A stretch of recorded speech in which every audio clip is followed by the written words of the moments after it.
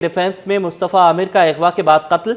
मकतूल की आखिरी बार घर से निकलने की सीसीटीवी फुटेज सिटी 21 ने हासिल कर ली। मुस्तफ़ा 6 जनवरी को शाम को घर से निकला। 7 जनवरी को दरख्शां थाने में लापता होने का मुकदमा दर्ज हुआ। मुस्तफ़ा काली गाड़ी में गली से गुजरा। घर से निकलने के 1 घंटे बाद मुस्तफ़ा की नेट डिवाइस बंद हुई। मज़ीद तफसीलात जानेंगे उसामा मलिक से, बताइएगा। जी बिल्कुल महानूर, देखें ये डिफेंस से अगवा और फिर कत्ल का जो मुबैना वाक़या है, मुस्तफ़ा आमिर की जो आखिरी घर से निकलने की सीसीटीवी फुटेज है वो सिटी 21 ने हासिल कर ली है। फुटेज में देखा जा सकता है कि मुस्तफ़ा जो है वो काली गाड़ी में गली से गुजरा था।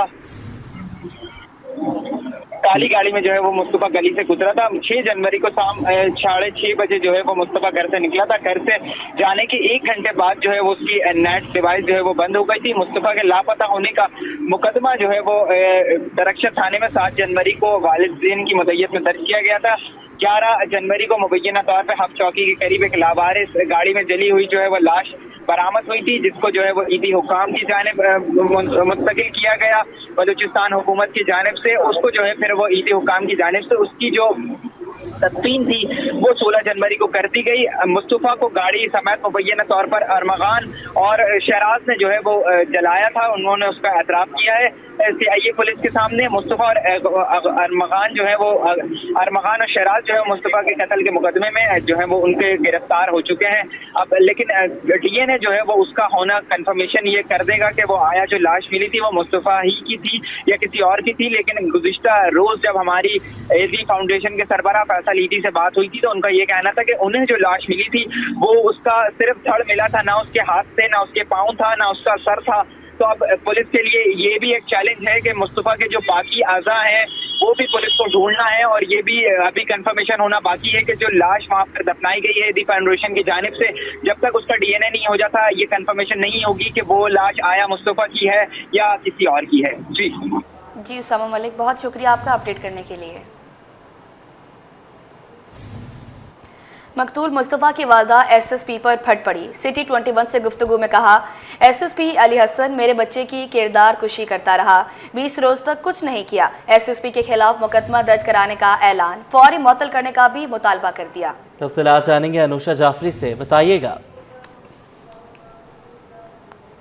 बिल्कुल, देखिए ये मुस्तफ़ा कत्ल केस का जो है वो मामला है, इसके अंदर जो है वो मुस्तफ़ा की वालदा का एक और बयान जो है वो सिटी 21 पर के साथ सामने आ गया है और इसमें SSP की वालदा ने जो है वो SSP इन्वेस्टिगेशन अली हसन पर पट पड़ी। कहा कि SSP अली हसन मेरे बच्चे की किरदार कशी करता रहा, कुछ नहीं किया 20 दिन तक। 20 दिन पुलिस मेरे बच्चे का किरदार कशी करती रही। SSP अली हसन पर पर्चा काटूंगी। SSP अली हसन पर पर्चा जो है वो कटाना चाहिए। SSP अली हसन किसके पेरोल पर चल रहा था? वालदा ने कहा अली हसन किसके अंदर काम कर रहा था। अली हसन मेरी बात नहीं सुन रहा था। इसको क्यों नहीं समझ आ रहा था कि मेरा बच्चा मिसिंग है तो कहाँ है। 6 को जो है वो मुस्तफ़ा अगवा होता है, 7 को मुकदमा दर्ज होकर इन्वेस्टिगेशन पुलिस के पास जाता है।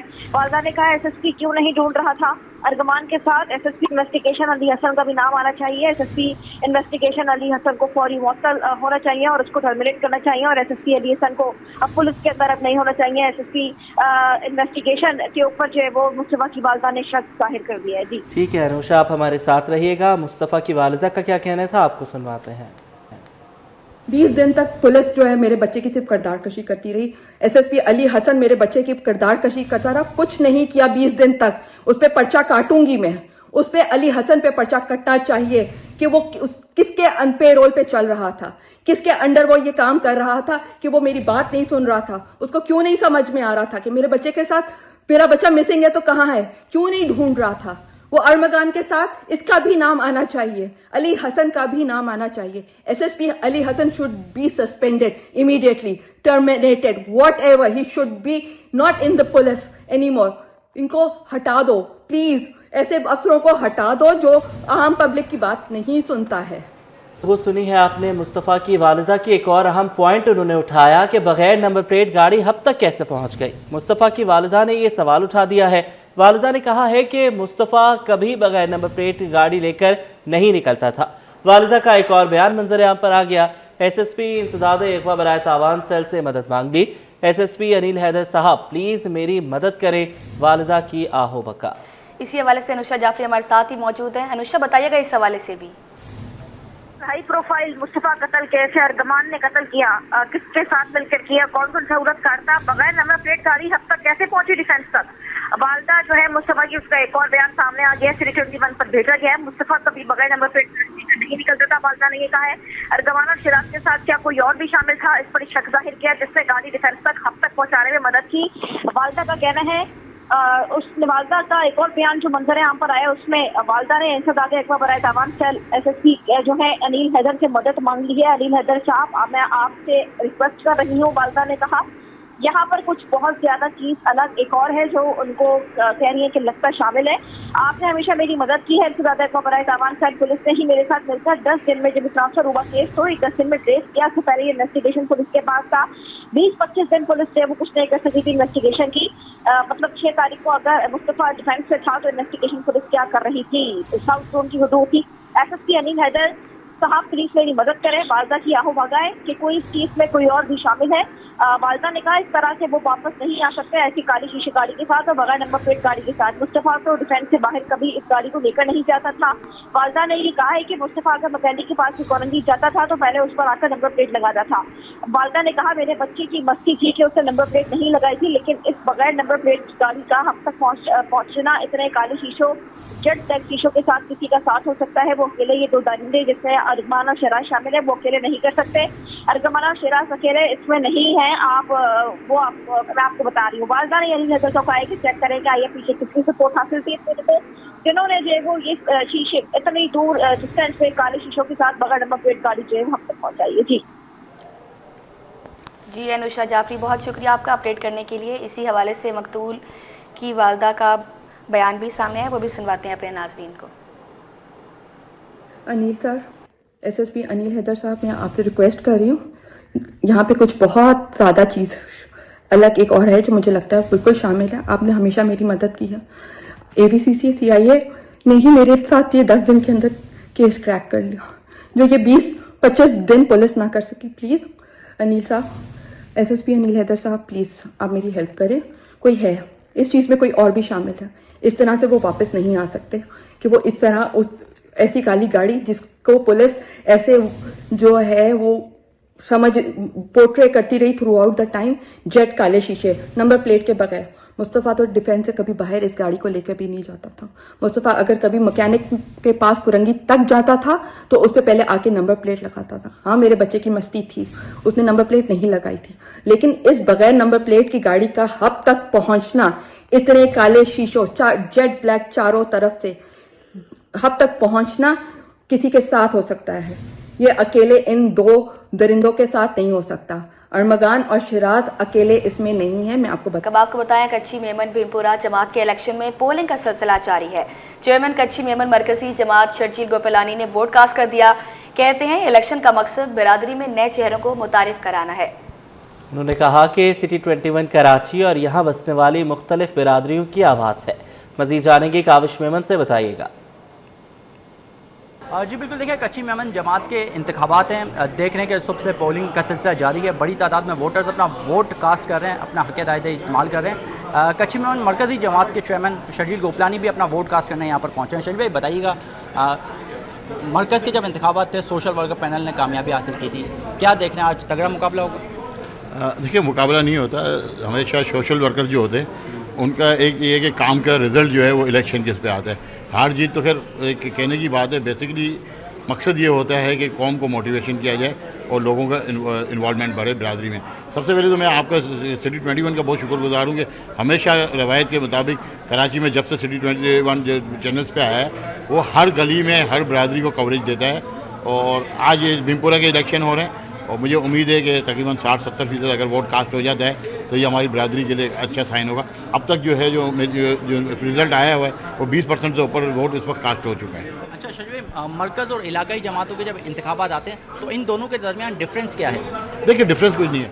ये जो हमारे ब्रांचेस हैं वो इस वक्त शहर के आपके 8 जो है आपके टाउन्स हैं, लेकिन ये क्योंकि पुरानी हमारी 1800 समथिंग की बिरादरी बनी हुई है तो चाकीवाड़ा, गाजगंजी, कलरी, भीमपुरा, गाड़ीकाटा, सदर और सोसाइटी में इस वक्त हमारी जमातें मौजूद हैं। तो हर जगह हमारे जमात खाने मौजूद हैं, एक पूरा नेटवर्क मौजूद है। मकसद ये है कि कम्युनिटी को जो है फैसिलिटेशन करना है। तो जो जमात जहाँ मौजूद है तो काम करने में आसानी होती है। अब भीमपोरे वाले को सदर जाने की ज़रूरत नहीं है, या सोसाइटी मरकज़ जो है वो पेरेंट बॉडी है, वो तमाम चीज़ों को जो है कोऑर्डिनेशन रखते हैं और आपस में जो है राब्ते रखते हैं और जहाँ जहाँ जो प्रॉब्लम्स होते हैं उनको रिजॉल्व करवाते हैं। ठीक है, शर्जील गोकलानी मौजूद थे। ओवरऑल तमाम तर तफसीलात बताइए। इलेक्शन है, नताइज आएंगे, उसके बाद क्या इम्पैक्ट पड़ता है, कम्युनिटी के मसाइल हैं वो भी तरजीही बुनियादों पर हल करेंगे। जी, चेयरमैन MKM डॉक्टर खालिद मकबूल सिद्दीकी की ज़ेर सदारत इजलास में मुल्क की मजमूई सियासी सूरत हाल पर तबादला ख्याल किया गया।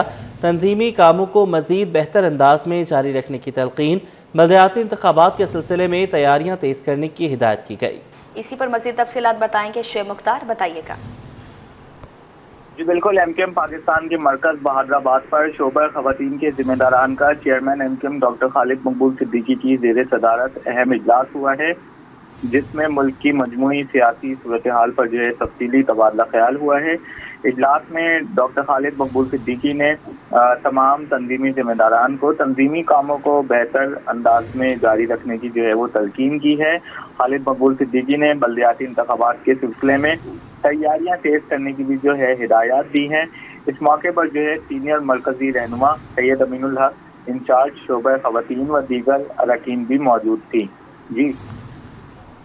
जी शेख मुख्तार, बहुत शुक्रिया आपका अपडेट करने के लिए। अमरीकी काउंसिल जनरल कराची स्कॉट अरबूम का कच्ची मेमन कब्रिस्तान का दौरा।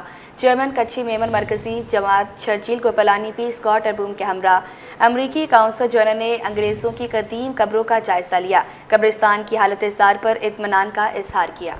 बात करेंगे काविश मेमन से। काविश, बताइएगा। जी बिल्कुल, देखें, अमरीकी consul general Karachi Scott Abram ने कच्ची मेमन कब्रिस्तान का दौरा किया है। चेयरमैन कच्ची मेमन कब्रिस्तान मरकजी जमात शर्जील गोपलानी ने अमरीकी कौंसल जनरल का इस्तकबाल किया। अमरीकी कौंसल जनरल ने कच्ची मेमन कब्रिस्तान में अंग्रेजों की कदीम कब्रों पर भी गए हैं और उन्होंने कब्रिस्तान की हालत इज़्ज़ार पे इत्मीनान का इज़हार किया है। इस मौके पर शर्जील गोपलानी ने हमसे गुफ्तगू में ये कहा है कि अमरीकी कौंसल जनरल कराची की पूरी टीम के हमरा कब्रिस्तान आए थे और उन्होंने जो सन 1800 की कदीम कब्रों वो आए, उन्होंने देखा भी उन कब्रों को, जबकि जो अमरीकी कौंसल जनरल ने उन्होंने इंतजामी मामला का भी जायजा लिया। इस हवाले से शर्जील गोपलानी ने अपने यहाँ पर कंसर्न भी शो किया और कहा है कि मवाद कोर्ट में जो कब्रिस्तान है उस पर कब्जा हो गया और डायरेक्टर कब्रिस्तान ने उन्हें जगह देने या कब्जा छुड़वाने की यकीनदहानी करवाई। उन्होंने सिंध गवर्नमेंट और कमिश्नर कराची से भी ये दरख्वास्त की है कि कराची को कब्रिस्तान की ज़रूरत है और उनको जगह फराहम की जाए। ठीक है, बहुत शुक्रिया, आपने हमें अपडेट किया। महंगाई के मारे आवाम के लिए रिलीफ। हुकूमत ने पेट्रोलियम मसनूआत की कीमतों में कमी करते पेट्रोल 1, डीजल 4 रुपये लीटर सस्ता। पेट्रोल की नई कीमत 256 रुपये 13 पैसे, जबकि डीजल 263 रुपये 95 पैसे फी लीटर हो गया। मट्टी के तेल की कीमत में 3 रुपये 20 पैसे कमी का ऐलान कर दिया। शहरियों ने नई कीमतों को नाकाफी करार देते हुए पेट्रोलियम मसनूआत और सस्ती करने का मुतालबा कर दिया। वसीम इफ्तिखार की रिपोर्ट देखें। हुकूमत का पेट्रोलियम मसनूआत की कीमतों में कमी का ऐलान। पेट्रोल की फी लीटर कीमत में 1 रुपए कमी हो गई। नई कीमत 256 रुपए 13 पैसे मुकर्रर नोटिफिकेशन जारी कर दिया गया। हाई स्पीड डीजल की फी लीटर कीमत में 4 रुपए कमी होकर फी लीटर नई कीमत 263 रुपए 95 पैसे और मिट्टी का तेल 3 रुपए 20 पैसे फी लीटर सस्ता कर दिया गया। मिट्टी के तेल की नई कीमत 171 रुपए 65 पैसे फी लीटर हो गया। सबसे ज्यादा कीमतों में कमी लाइट डीजल में की गई। लाइट डीजल 5 रुपए 25 पैसे फी लीटर सस्ता होकर 155 रुपए 81 पैसे का हो गया। महंगाई के तनाजुर में पेट्रोलियम मसनूआत की कीमतों में कमी पर शहरियों का कहना था कि पेट्रोलियम मसनूआत पर कई गुना महंगी की जाती हैं, लेकिन सस्ते होने के वक्त में मामूली कमी की जाती है। सर मैं तो कहूँगा सर और भी सस्ता हो, क्योंकि हर कोई गरीब आदमी है, नहीं पूरी बढ़ती, तो इसलिए कहूँगा हुक्मरानों से गुजारिश है कि डीजल और भी सस्ता किया जाए, पेट्रोल में भी कमी लाए। इससे कोई फर्क ही नहीं पड़ता, क्योंकि महंगाई इतनी ज़्यादा, पहले पेट्रोल एक आधा लीटर डाल के गुजारा कर रहे हैं हम लोग। वजारत खजाना ने नोटिफिकेशन जारी कर दिया। पेट्रोलियम मसनूआत की कीमतों में कमी का इतलाक अगले 15 रोज के लिए होगा। कैमरामैन मोहम्मद हारिस के साथ बसीम इफ्तिखार, सिटी 21। इंतजामिया की गफलत से शहर के कई इलाकों में अब भी गंदगी के ढेर। कोरंगी 1.5 नंबर की मशहूर पुलिया वाली गली अब कचरे वाली गली के नाम से मशहूर हो गई। गली में कचरे के अंबार से मकीन परेशान हो गए। मजीद बताएंगे अक्सा शाहिद। जी बिल्कुल, इस वक्त मैं कोरंगी के इलाके 1.5 नंबर में मौजूद हूँ, जो मटके वाली पुलिया की गली जो है वो यहाँ पर कहलाती है। इस वक्त आपको मेरे रकब में जो है कचरे का अंबार जो है वो नज़र आ रहा होगा। ये अंबार भी कम लगता है यहाँ पर। इस वक्त मेरे कैमरामैन दिखा सके कि यहाँ पर जो नाला है, नाला तो जो है वो कचरा कुंडी जो है वो छुप ही चुकी है, क्योंकि कचरा जो है वो यहाँ पर नाले से निकलकर जो है वो बीच रोड पर आने लगा है। सूरत हाल ये कि अब रास्ते को जो है ये कचरा कुंडी जो है वो ब्लॉक करने लग गई है। सफाई सुथराई का जो निज़ाम है वो यहाँ पर देखा जा सकता है कि बिल्कुल नहीं है। यहाँ पर इस वक्त मेरा खड़ा होना इतना मुश्किल हो रहा है, क्योंकि जो ताफुन है यहाँ पर वो खड़े ना होने पर जो है वो मजबूर कर देता है कि यहाँ से अपनी जगह जो है वो फ़ौरन तब्दील की जाए। ये कोरंगी का जो इलाका है, यहाँ पर आबादी पूरी यहाँ पर बस्ती है, आसपास तमाम दुकानें हैं। यहाँ पर खाने पीने से लेकर अगर बात की जाए एक PTCL वाले की, तो वो दुकान भी यहाँ पर नज़र आती है। बच्चे यहाँ पर रिहाइश पजीरें, बड़ी आबादी यहाँ पर रहती है। यहाँ के लोग किस तरीके से गुजारा करते हैं, इनसे बात करते हैं। ये बताइएगा, कितने अरसे से आप यहाँ पर रह रहे हैं और इतनी ज़्यादा गंदगी है, तो क्यों कोई सफाई का निज़ाम नहीं है? भाई खुद लोग आते हैं, देखते हैं, सब लोग देखते हैं, जो भी है, जो बड़े जो जाके हैं वो आते हैं, मगर कोई ध्यान नहीं देते हैं। इतनी परेशानी हो गई है, गाड़ी वालों को परेशानी हो गई है, आने जाने वालों को परेशानी हो गई, बदबू इतनी होती है इधर, मगर कोई है ही नहीं देखने वाला। बल्कि पूरे मेले का भी कचरा जो है सब यहीं पे आता है। वो गाड़ी वाले भी दिए हुए हैं गवर्नमेंट ने, वो भी कचरा यहीं फेंक के चले जाते हैं, कहीं और फेंकने के बजाय। गवर्नमेंट की गाड़ी भी यहीं फेंक देती है? हाँ। अच्छा ये बताएं, आप लोग यहाँ पर रहते हैं, इतनी गंदगी है, तो जब बाज़ औक़ात मेहमान आते हैं तो वो तो बड़ा गंदा एक्सप्रेशन जाता है। हमारे मेहमान आते हैं वो यही कहते हैं कि आप इस गंदगी में रहते हो। वो तो खुद परेशान होते हैं, हम खुद परेशान हैं कि इतनी अच्छी जगह है ये, उसके बाद ये कचरा खाना इन लोगों ने यहाँ कर दिया है। और सारे मेले वाले भी यहीं कचरा फेंकते हैं, दुकान वाले भी यहीं फेंकते हैं। अच्छा आप ये बताइएगा कि यहाँ पर आप लोगों ने कभी कोई कंप्लेन नहीं की कचरा इस हद तक बढ़ गया कि अब गली ब्लॉक होने लग गई है? असल में ना, मैं यहाँ का रहायशी नहीं हूँ, मैं लाहौर से आया हूँ। मैं वहाँ का वाइस चेयरमैन हूँ, लाहौर बदामी बाग से। ये मेरा कार्ड है, मुस्लिम नून से मेरा ताल्लुक़ है। मैं यहाँ पर आज आया हूँ, तो मैंने अभी आपको देखा कि इंटरव्यू करा था, मैं रुक गया। मैंने देखा कि इतना खूबसूरत शहर, मैं 20 साल बाद आया हूँ, बाई रोड आया हूँ इसी गाड़ी के ऊपर, और यहाँ मैंने देखा कि इतना अच्छा इंफ्रास्ट्रक्चर, इतनी अच्छी सी गलियाँ हैं, और गंदगी का हाल देख के हम हैरान हो गए हैं कि यहाँ क्या करते हैं लोग, यहाँ की इंतज़ामिया क्या करती है। वहाँ पे मरियम नवाज़ ने, आप जाएँ सुबह 4 बजे, आम छोटी गली महल्ले जो है ना वो साफ़ कर रहे होते हैं, और जो खाक रोग है उनकी वर्दी आप देखें, आपकी पुलिस वालों से वर्दी ज़्यादा अच्छी है उनकी। तो वहाँ पे लोग हमें कहते हैं कि आप सफाई नहीं करते। मैंने ये इंटरव्यू में इसलिए दे रहा हूँ कि मैं उनको कहूँगा तो आप जाके देखो सिंध में क्या हालात हैं। कराची मेन शहर, मैं सदर में भी रिहाइश पजीर हूँ, और शहर के अंदर मैंने फिल्म बनाई है। मैं हैरान हो गया, मैंने कहा यार ये पोजीशन है। तो एक सीट अगर मुस्लिम नून को यहाँ शहबाज शरीफ जितवा दो ना, तो यहाँ के हालात ये ना हो। सिर्फ हम एक सीट के लिए तरस रहे हैं कि यहाँ बेशुमार इन्वेस्टमेंट करें, मगर यहाँ की गवर्नमेंट, यहाँ के लोग चाहते ही नहीं कि जो काम करने वाले लोग आएँ। मैंने सफ़र किया लाहौर से, मेरा ख्याल है मैं 5.5 घंटे में कलटस पे सक्खर इंटरचेंज पे आया हूँ, 850 किलोमीटर सफ़र करके, और वहाँ से 300 किलोमीटर सफ़र करने के लिए मैं जलील हो गया।